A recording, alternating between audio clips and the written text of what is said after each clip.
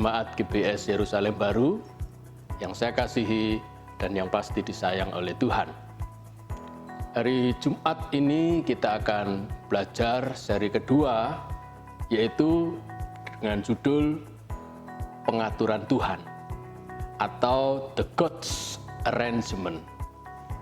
Saudara, kita akan melihat bahwa apapun yang terjadi di dunia ini, baik yang sekarang ini, sehingga kita harus ibadah di rumah, maupun yang dulu di zaman purba, di perjanjian lama, di zaman Nabi Elisa, semua yang terjadi di dunia ini pasti telah diatur oleh Tuhan. Dan saat ini kita akan belajar tentang pengaturan Tuhan itu, yaitu di dalam 2 Raja-Raja pasal 7, ayat 1 sampai ayat 17. Kita akan melihat lebih dulu pasal 7 ayat 1 dan 2. Saya akan bacakan untuk saudara-saudara ayat pertama dari 2 Raja-Raja pasal 7. Lalu berkatalah Elisa, dengarlah firman Tuhan. Beginilah firman Tuhan. Besok kira-kira waktu ini sesukat tepung yang terbaik akan berharga sesikal, dan 2 sukat jelai akan berharga sesikal di pintu gerbang Samaria. Ayat 2. Tetapi perwira yang menjadi ajudan raja menjawab abdi Allah, katanya, sekalipun Tuhan membuat tingkap-tingkap di langit, masakan hal itu mungkin terjadi? Jawab Elisa, abdi Allah, sesungguhnya engkau akan melihatnya dengan matamu sendiri, tetapi tidak akan makan apa-apa daripadanya. Seri tentang pengaturan Tuhan, yang pertama-tama kita belajar bahwa Tuhan adalah arranger agung, saudara. Tuhan adalah pribadi pengatur yang agung. Saudara lihat di 2 Raja-Raja pasal 7 ayat 1, bahwa Tuhan itu mengatur pertama waktu. Dengarlah firman Tuhan, beginilah firman Tuhan, besok kira-kira waktu ini. Jadi Tuhan detil, tepat, tidak meleset bagaimana mengatur waktu. Yang kedua, Tuhan mengatur peristiwa atau kejadian. Dikatakan bahwa besok kira-kira waktu ini sesukat tepung yang terbaik akan berharga murah sekali, sesikal. Dan 2 sukat jelai tepung yang KW2, saudara, akan berharga sesikal. Dan yang terakhir, Tuhan mengatur tempat. Di mana itu? Di pintu gerbang Samaria. 2 kali dikatakan, dengarlah firman Tuhan, beginilah firman Tuhan. Artinya, Tuhan punya otoritas di dalam mengatur segala sesuatu.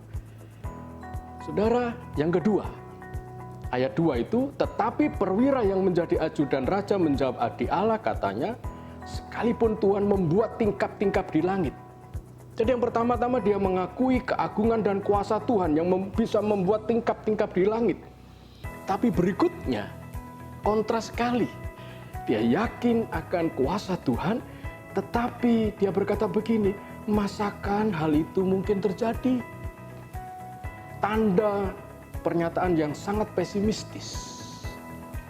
Jawab abdi Allah, sesungguhnya engkau akan melihatnya dengan matamu sendiri, tetapi tidak akan makan apa-apa daripadanya. Dengan kata lain, engkau akan tewas. Artinya Tuhan juga bisa sanggup mengatur nasib seseorang berdasarkan perkataannya. Jadi mari berhati-hati di dalam berkata-kata, saudara.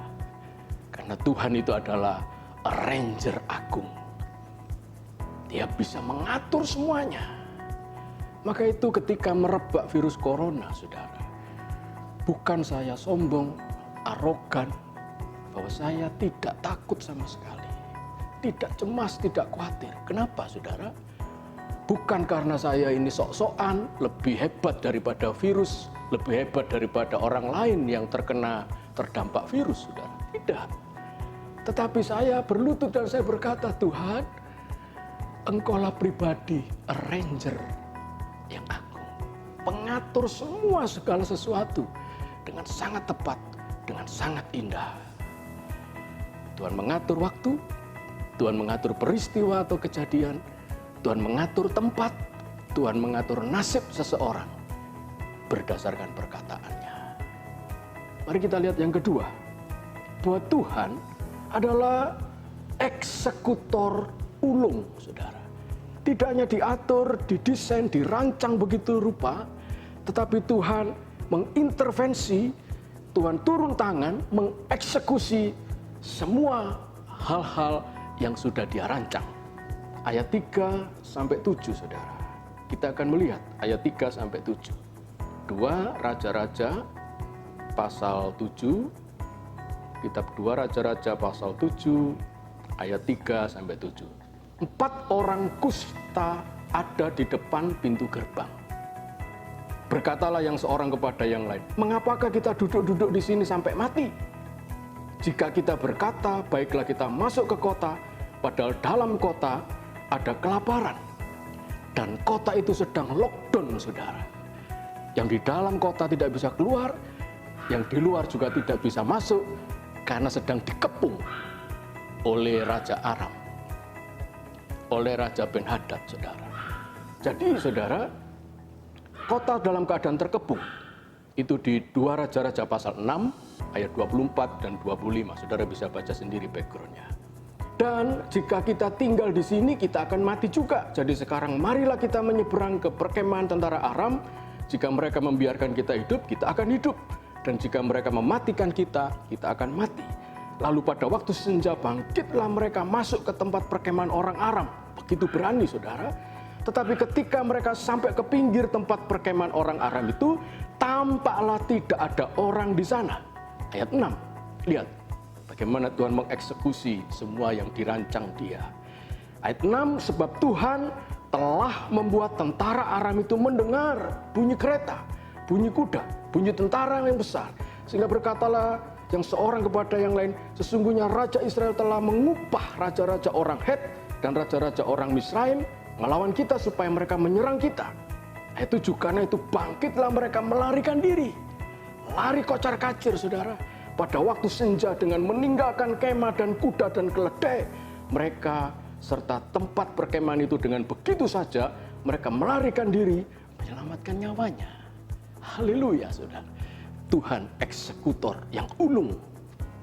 Tidak hanya merancang, tidak hanya mengatur, tetapi juga mengeksekusi apa yang sudah dirancang. Yang ketiga, kita akan belajar bahwa ayat 16 dan 17.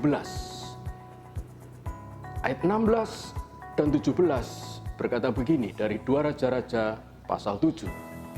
2 Raja-Raja 7 ayat 16 dan 17. Maka keluarlah penduduk kota itu menjarah tempat perkemahan orang Aram.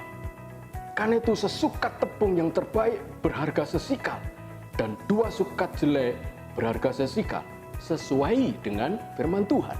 Padahal sebelumnya terjadi bala kelaparan, harga-harga barang meroket, sangat mahal sekali. Tetapi pada keesokan harinya itu, saudara, sesukat tepung yang terbaik berharga sesikal dan 2 sukat jelek berharga sesikal, sesuai dengan firman Tuhan. Bukan karena hukum ekonomi, tetapi semua yang sudah dieksekusi oleh Tuhan. Ayat 17. Adapun raja telah menempatkan perwira yang menjadi ajudannya itu mengawasi pintu gerbang, tetapi rakyat menginjak-injak dia di pintu gerbang. Lalu ajudan raja itu mati sesuai dengan perkataan abdi Allah yang mengatakannya pada waktu raja datang mendapatkan dia. Backgroundnya di ayat 12, saudara. Sekalipun masih malam, raja bangun juga, lalu berkata kepada para pegawainya dan seterusnya. Jadi kejadian peristiwa di ayat 16 itu sudah berganti hari. Betul, apa yang diatur oleh Tuhan besok. Apa yang diatur waktunya tepat. Apa yang diatur peristiwa kejadiannya tepat. Bukan sekali lagi hukum ekonomi, tetapi semua sesuai dengan yang diatur oleh Tuhan. Lalu, saudara, dikatakan juga nasib ajudan raja itu diinjak-injak oleh seluruh rakyat yang keluar menjarah tempat perkemahan orang Aram, dan dia mati sesuai juga dengan perkataan abdi Allah, yaitu sesuai dengan firman Tuhan. Yang ketiga, kita belajar, saudara, bahwa Tuhan adalah penyempurna yang mulia. Dia mengatur, dia mengeksekusi, dan dia menyempurnakan seluruh pekerjaannya demi kebaikan kita, saudara. Roma 9 ayat 28 sebagai penutup ayat yang kita renungkan, sebab apa yang telah difirmankannya akan dilakukan Tuhan di atas bumi sempurna dan segera. Saudara, ada ilustrasi yang sangat bagus untuk menutup apa yang kita akan renungkan dan kita akan doakan, saudara. Bahwa ada seorang penjaga kebun sekolah dan penjaga sekolah yang pada akhirnya di PHK. Karena ketika kepala sekolah berganti orang baru, saudara, orang baru ini, kepala sekolah yang baru ini menetapkan bahwa seluruh staf, baik guru maupun semua yang bekerja di sekolah ini harus sarjana. Harus paling tidak bisa baca tulis. Aduh, Pak Bon ini sedih, saudara. Aduh, aku ini cuma bekerja menyediakan tenaga. Bukan karena kepintaran, tapi karena tenaga. Menjaga sekolah, membersihkan kebun, merawat tanaman di sekolah supaya tetap asri, mengunci dan membuka pintu gerbang ketika anak-anak siswa-siswa itu belajar.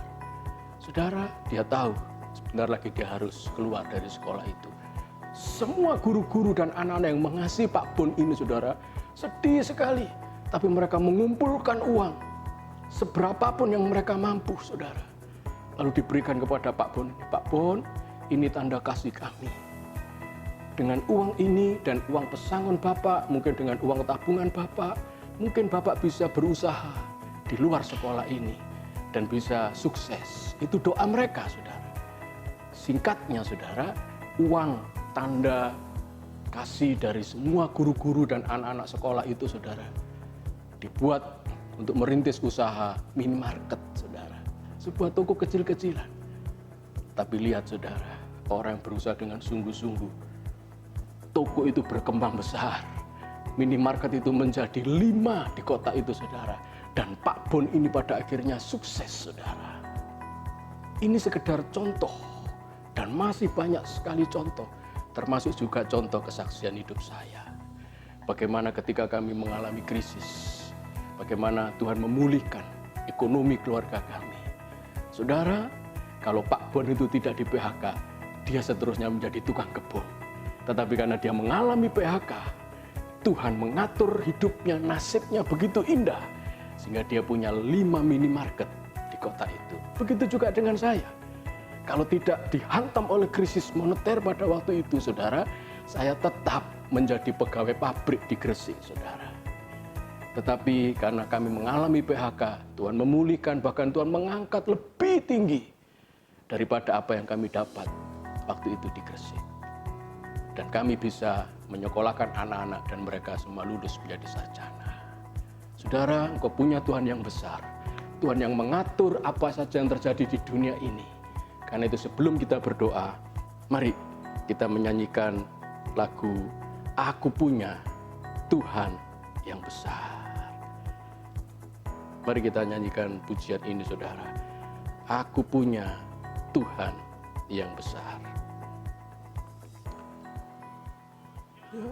Tuhan yang besar, yang telah berjanji dan selalu menggenapi. Imanku bersepakat percaya kuasanya. Ku terima sekarang kemenangan yang aku punya Tuhan yang besar, yang telah berjanji dan sanggup menggenapi. Imanku bersepakat percaya kuasanya, ku terima sekarang kemenangan darimu. Mari kita berdoa, saudara. Kami bersyukur, kami punya Tuhan yang besar, yang mengatur dengan indah segenap kehidupan kami. Seperti Tuhan mengatur penduduk Samaria yang dikepung oleh Raja Aram, yaitu Ben-Hadad. Tuhan, kami tahu arti daripada Ben-Hadad adalah the false god, Tuhan yang palsu, gambaran daripada iblis. Tuhan, ketika Engkau mengizinkan kuasa iblis itu mengepung kami, sehingga kami mengalami lockdown, kami merasa terkepung, Tuhan, pertolongan kami hanya daripada-Mu, Tuhan. Engkau pasti punya rencana yang indah dalam kehidupan kami. Tidak hanya Engkau pengatur yang agung, tapi Engkau boleh mengeksekusi semuanya, sehingga kami boleh diselamatkan dan diberikan kemenangan. Dan Tuhan menyempurnakan kemenangan kami, sehingga kami boleh terpelihara, kami boleh mengalami kemenangan yang sempurna di dalam Engkau, Tuhan. Berkati jemaat-Mu yang Kau cintai, jemaat GBS Yerusalem Baru. Apapun yang terjadi dalam hidup mereka, Tuhan telah mengatur dengan indah. Dan Tuhan akan menyelesaikan dengan sempurna. Tuhan menolong, Tuhan mengaruniakan mujizat-Mu. Terima kasih Tuhan, berkat daripada Allah Bapa, Allah Putra yaitu Tuhan Yesus, dan Allah Roh Kudus memberkati saudara mulai hari ini sampai Tuhan datang kembali, sampai selama-lamanya. Di dalam nama Tuhan Yesus, mari yang percaya katakan amin, amin. Tuhan memberkati saudara.